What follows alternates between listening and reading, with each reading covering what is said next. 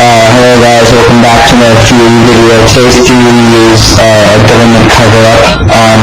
Today's government cover-up theory will be on the Braille sound effect number 2. Now, if you've ever been on the website YouTube before, you know that the most popular video on the website is Braille sound effect number 2. It has over 86 bazillion views and 28,000 likes, 38,000 comments, and only 2 dislikes.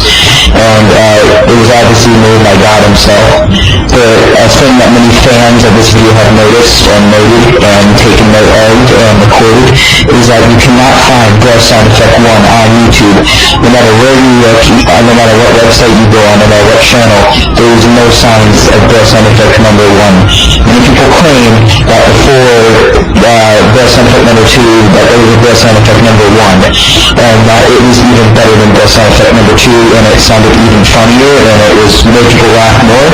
But since it was so funny, the government had to ban it because having too much fun is a sign of the devil.